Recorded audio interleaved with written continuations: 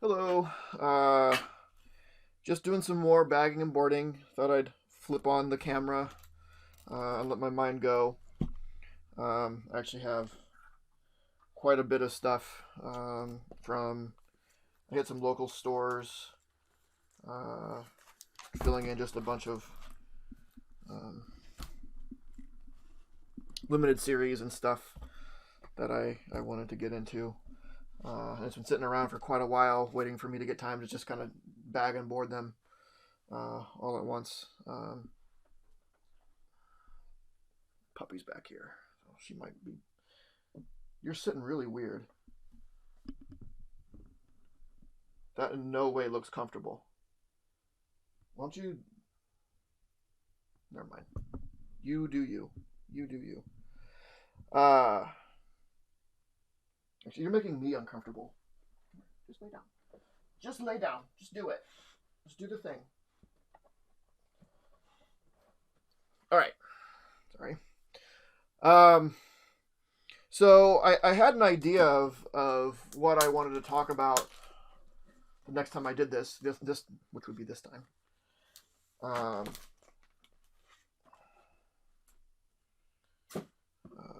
I've given it some thought and like, oh, the next time I do this, I know it's going to kind of be a fun topic to talk about and see other people's takes on it and whatnot. But I don't think I'm going to go that route. It might be a little bit more ranty. And I'm not trying to be like a negative person here. It's just dealing with a bit of frustration. It's not the first time that I've dealt with this same frustration. In dealing with some individual comic sellers, I recently had an interaction on eBay with a seller, and it happens from time to time. And what I kind of want to know is like, is this me? Am I the one that's wrong? Am I the one that has high expectations, or is too antiquated in their ways? And that is the willingness or ability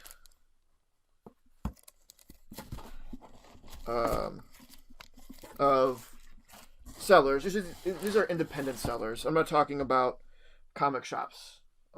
Like I understand their positions and stuff. These people you see like on eBay, just kind of selling stuff, or people you see at conventions, sellers at conventions, figuring it out. Good job. And it's maybe it's me. Let me preface this with, when I buy something from someone, from a seller, it is my I don't want to rip anybody off. I always like when a price can be found that maximizes the satisfaction of both parties. I don't want to rip anybody off. I want to maintain good relationships with people, because and I assume sellers would want to maintain relationships as well for return business, and things like that. So I never I don't want to rip people off, and I want everybody to be happy. Just there's not enough of that in the world, but. And I come from a background. One of my jobs in high school. Yeah, it was high school. No, it might have been it might have been the start of college. Was I worked for a company in which I had to kind of negotiate. It was a video game store, a used video game store, but it wasn't like it was an independent, privately owned local store before they really started popping up and becoming franchises and things like that. But the way that we did business there was that we would negotiate with customers a little bit. Like, we didn't have a computer system where we looked something up and said, this is what we'll give you. And we always worked with people when they were buying a bunch of stuff, and we just did things a little bit different way. And it was about finding that ground where both buyer and seller were happy. And sometimes you work with people, and sometimes the deal would swing your way, sometimes it would swing their way, but in the long run, it's just it all worked out. So that's my mindset, and I've always kept that mindset, especially when it comes to collecting stuff. And I feel that used to just be the way of the world, especially when it came to collectibles, right? Because there is no real value of this. Is a whole nother video we can get into. Like, who determines the value of these things? It's not real. It's what a handful of entities and the collectors at large decide. It's not real. I can't go to a bank and give them a book and be like, hey, this is worth this much money, just give me that much money. It's not a currency like that. It doesn't have that sort of value. So there's room for interpretation, especially then when it comes to like when the thing has a grade. But even when it does have a grade, if it is graded, there's room for interpretation of what that thing is actually worth. If something is graded a certain value, there's such things as a good-looking 6.0 and a bad-looking 6.0 when it comes to a comic. So is a good-looking 6.0 actually worth a bit more than a bad-looking 6.0? You can have a 4.0 book that has a stamp on the front of it, a date stamp on the front of it. To me, that's worth nothing, because I don't like that. I think it's worth less, even though another 4.0, technically 4.0 is a 4.0. You look it up in the guidebook, and it's the same. But there's again, it's all interpretation in there. Anyway, man, I think I've gotten close to the point, which is fine. I got nothing but time. You, on the other hand, probably doesn't really matter. You don't care. So I don't know. Whatever you want.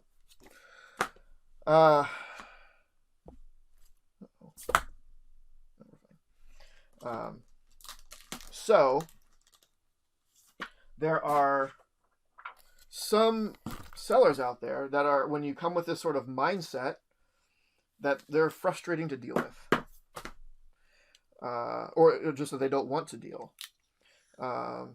So I've gone to shows where there are sellers, and I've run into a couple different kinds where they're the price that they put on the book, that's the price. That's what it is. That you say, well, I'll give you, what about this? Or if I buy a bunch of stuff, will you accept this price? And like, no. The price on the thing is the price on the thing. All right, well, see ya. I mean, if you're not even willing to like, that's what people expect when they go to conventions, right? They're not going to Best Buy where there is a sticker on the thing and that's what you pay. You go to your register and you do the thing.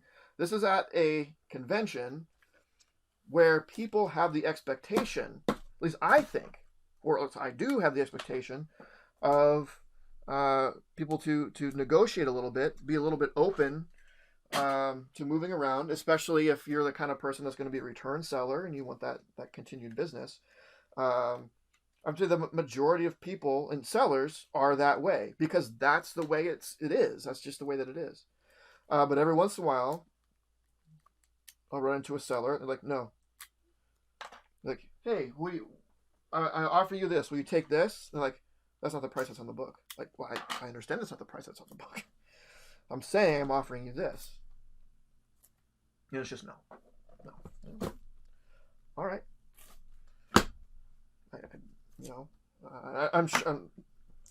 I'm sure they're fine. They're doing their thing. They have their way of business, and it's not the way that I want to do business. So we don't have to do business, and that's fine. But sometimes it gets frustrating because I'm like, oh, you have something that I'm looking for, and maybe in a condition I'm looking for, or whatever.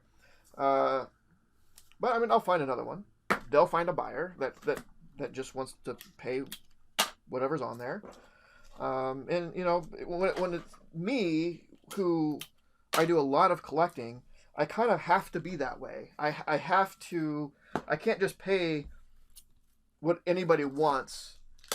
I'm going to run out of buying power real quick, and you know that's not the seller's fault. They you know, they don't have to accommodate individual people like me, but there's a lot of people like me, and again, people go to conventions, they expect that sort of treatment. So I don't do business with them, and again, that's fine. It's kind of a bummer. And similarly, in what I've heard from people like that is they'll be like, so let's say a book is $500, and they don't want to move on it at all, like zero. Well, that's what it is. It is what it is. Like, well, $500, that's what it's selling for on eBay, so that's what I'm selling it for. Which may 100% be true. But guess what, buddy? You, right now, in this convention, standing at your booth, you're not eBay. You're not eBay. If I wanted to pay eBay prices, I'd stay at home and go on eBay, where I have much greater selection. Chances of people actually will negotiate. And I don't get the book in hand right then, but I don't care. I can wait. I can wait for shipping. I don't need it. I don't need it immediately. I'm sure the person that's standing behind the counter needs money in hand more than I need a book in hand. I can wait. I also, you know, you think, like, yes, that book goes for $500 on eBay, but at the convention, you don't have to pay that eBay tax, that 10% or whatever it is. They just get the cash. They get off the books cash. That counts for something. That counts for something, I would think. Now, and I understand on the same note that eBay, I would have to pay tax, because eBay taxes now, and maybe shipping and handling. But shipping and handling isn't that big of a deal, because a lot of times sellers will ship for free, or I'll get other stuff to spread out the cost of shipping. But that hurts the seller more than it hurts the buyer, because the seller fee is 10%, and the tax, I'm charged tax of like 7%. So anyway, I guess I don't understand that sort of mentality. There's one person. There's a small traveling show. It comes around quarterly. That one of those people doesn't negotiate. It was like their first time there, and I haven't seen them back. Like, probably because they didn't do any business. Because everyone there is used to, like, everyone else at that show negotiates. They were the one person there that didn't, and they didn't come back, probably because they didn't get any business. Because everyone coming to them expected them to. I just don't understand, like, this the not willing. But again, it's their business.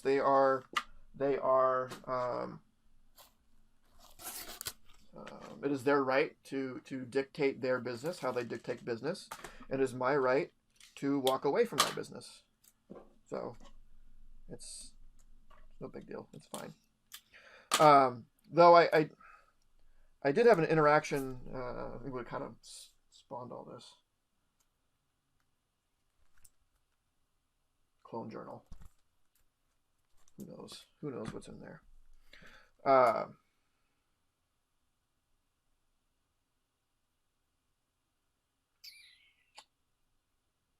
not know why I got this. Um,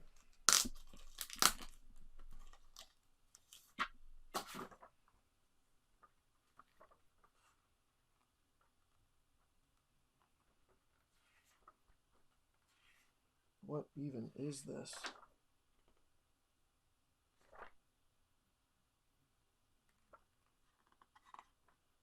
This is a waste. So there was a book that someone had on eBay. I'm not going to go into any details or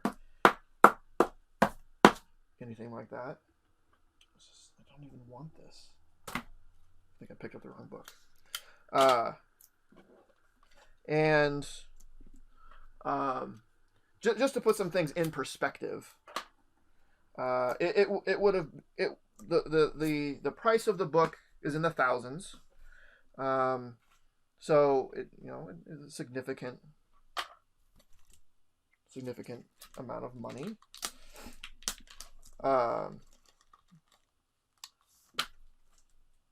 Not like a lot. 2,500 somewhere in there.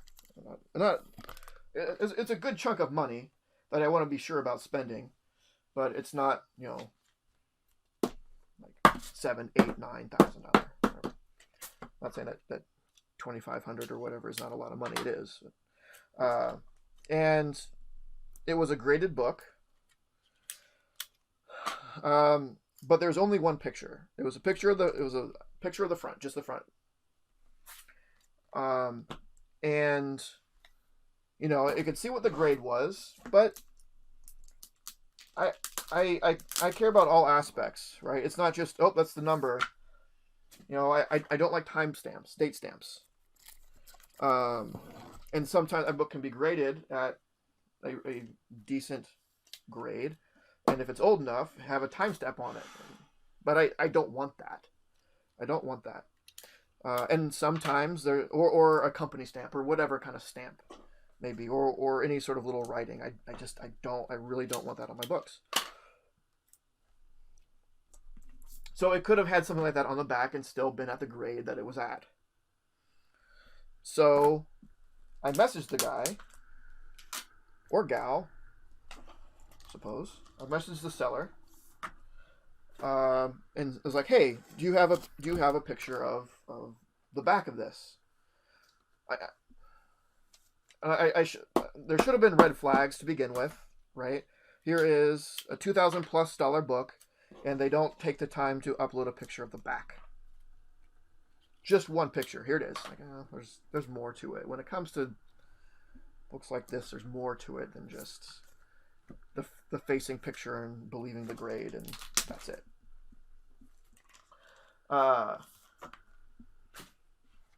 So the seller comes back and says, I don't have a picture of the back right now, but it's really clean.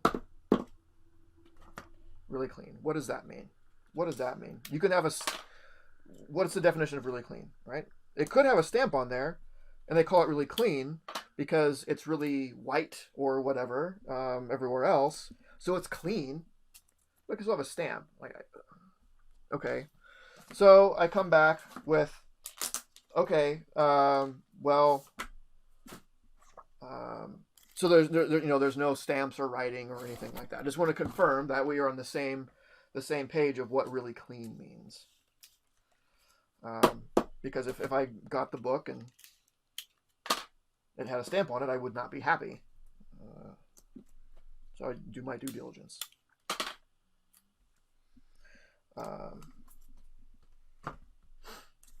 So they come back like, yeah, no stamps. Okay, cool. And it's like, what do you think?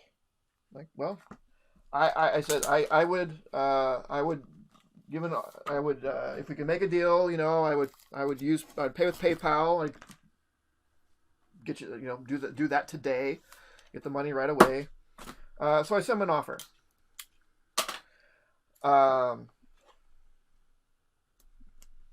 And admittedly, it was a low offer, but and I should note that it wasn't an auction. It had buy it now, and it also had make an offer. So when I see make an offer, to me that is an assumption that they are, an assumption, but it means that they are open to offers. Like if you're not open to offers, then don't put the make an offer option there. I guess. And there are actually a lot of sellers on eBay that do that, where they'll put make an offer, and they will not accept offers. Like no matter how close you are to their asking, like why do you do that? I don't get it. So anyway, I shoot a low offer, and this is what I do, because this is what starts the back and forth of negotiation, and it maybe I'm antiquated, and in these days, kids these days, people these days, they want instant gratification. They want everything just to be now. Give me the price you're willing to pay, and I'll say yes or no. That's it, and then we're done. They don't, or is it just it's a lost art? The art of negotiation is a lost art, perhaps. And I'm just a fuddy-duddy. Who knows? But I set them. I usually do this with a low offer. So I find that with the more back and forth that you kind of have in the negotiation, this is what I found over my years of doing this. The more likely you're to find that sort of sweet spot, right? You start with a wide net, because a lot of room to kind of go back and forth, and it may take a couple back and forths, but you narrow down on what is that spot. So I sent an offer, which again I said admit is low, with the expectation that they come back with like, no, that's too low. Okay, how about this? So that it gives kind of a general idea of where you both kind of stand. And then you find the sweet spot in between. But you got to be willing to do that. So they do not do that in this case. They come back with a lull. You're offering... they said, and after all of that, you offer something that is less than what I pay for. What the seller paid for, which I don't know. I mean, if he's paying what, if that was the case, and he's trying to flip books of that value, he might be doing something wrong. Just in his general business practice or whatever, but I mean that's his thing to worry about.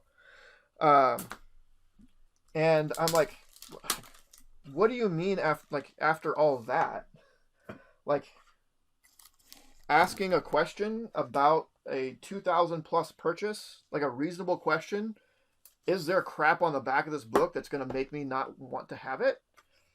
When arguably I shouldn't have had to ask that question in the first place, because they didn't put a picture of, they have one picture of a 2,000 plus item for sale.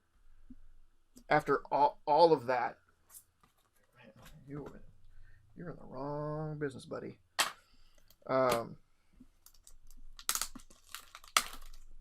So I say, like, well, usually how this goes is that a buyer, i.e. me, makes an offer to the seller, i.e. you. I was not this snarky about it. I was very serious and professional, actually. And I say that legitimately. I'm saying it snarky now because it feels good.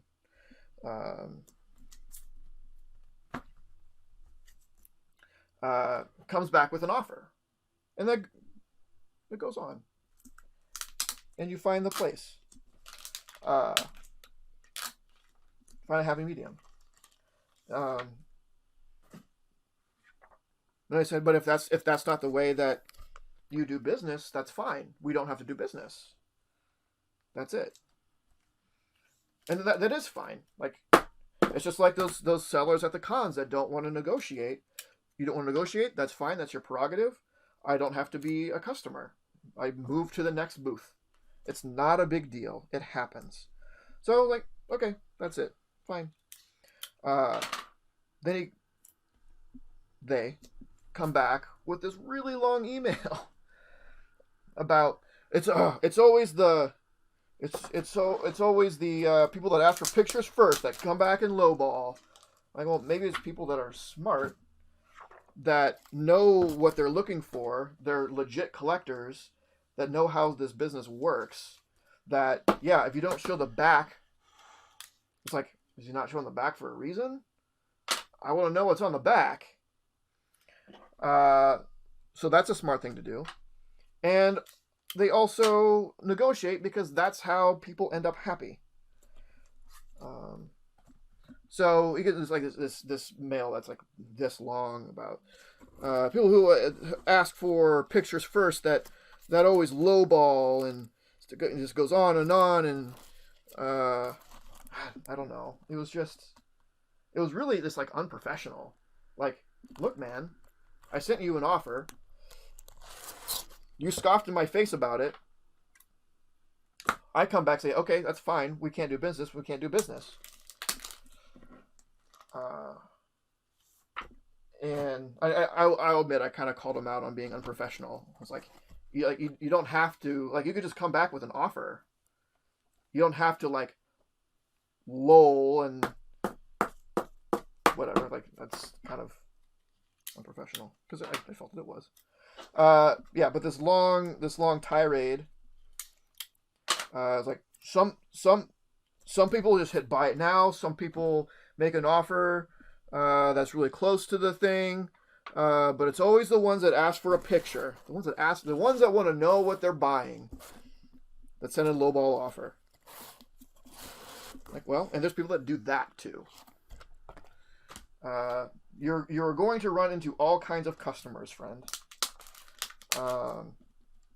and their money all spends the same.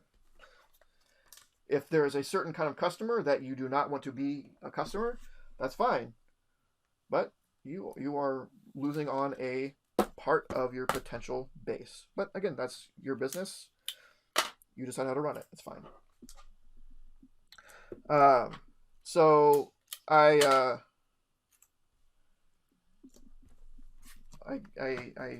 went back to him, like, and at this point, I'm generally, like, I don't care what happens at this point. I'm not going to do business with them. He could come back and say, you know what? I will give you your original lowball offer. I probably wouldn't. Well, I might have to do it. I don't know. It's hard to say. But I'm pretty sure at this point, no matter what happens, I do not want to do business with this person. They're just not being a professional person.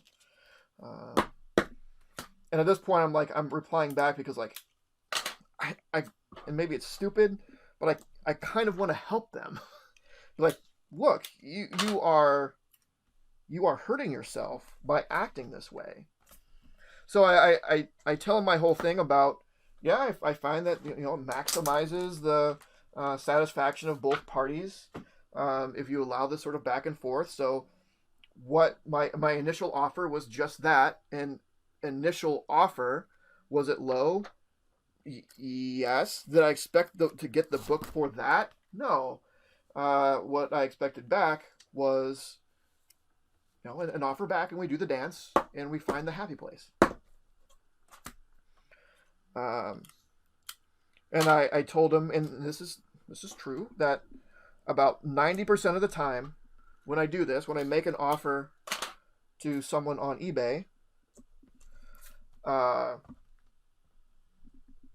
in the same sort of vein that I made to them, if that seller is of the type that will negotiate back and forth, we end up at a happy place.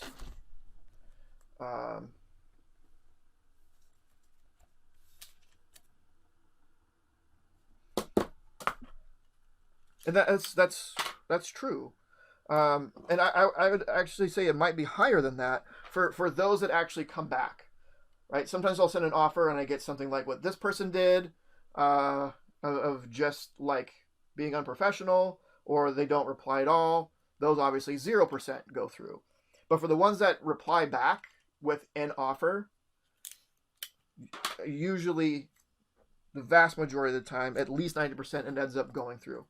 So I told him, like, don't make the assumption that because my initial offer is low, and it is that, an initial offer, that I'm not willing to pay much more.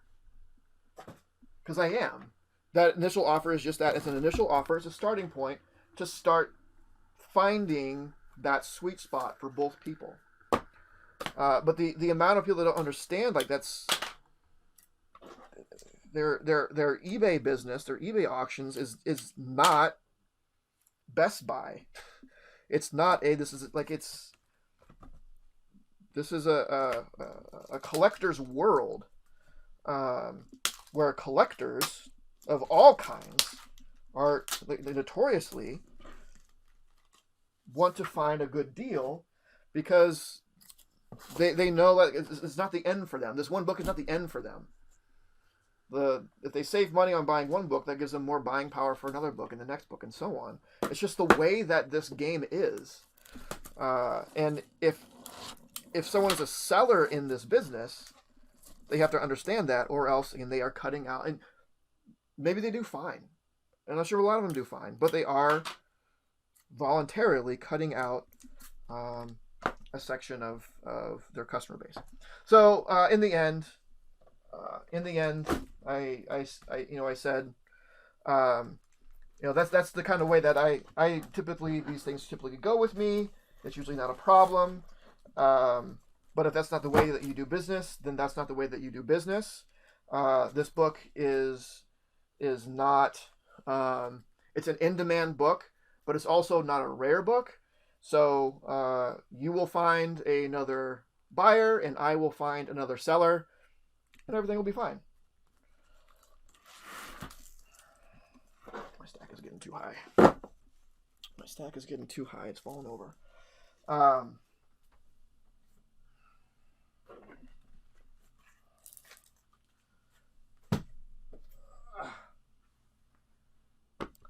So that's it. That was the experience that I had today. And it just made me think of all those other experiences. So, like, what do you... I'm nowhere near done with this. I've been going on for way too long. But I'm curious, am I the jerk here? Is no one the jerk? Like, is it just... Like, I wasn't trying to be mean or rude. I was trying to be, like, no nonsense, matter of fact. Like, this is just the way that I am. If that's not the way that you are, then it's fine. But don't, like, come down on me because we have different ways of doing business.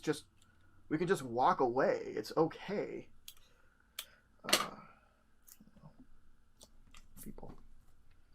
People. But yeah, what do you think? Have you run into this sort of thing either at conventions or on eBay or I don't know, any place else within stores or whatever? Let me know. Or if let me know. Maybe I am definitely open to the possibility that I am wrong. That I should just hit buy it now. I should just pay sticker price. Maybe I'm too spoiled with deals that I get from sellers I've been doing business with for a while. But again, I don't know. I don't. It's never my intent to rip someone off. I don't know how much that person paid for the book. I don't know that. It comes back like, oh, you're offering me less when I paid. Like, I don't know. I don't know what you paid. I don't know what your situation is. You got the book for some price that sounds like it's close to the price that I offered. So am I crazy for asking if I can get the same deal that you might have got? I don't know. I don't know their situation. Maybe they're liquidating. Maybe they're like, yep, I just need the money. And just get it out fast. Here is an offer that is low but not totally unreasonable. I don't know your situation. I don't know. People.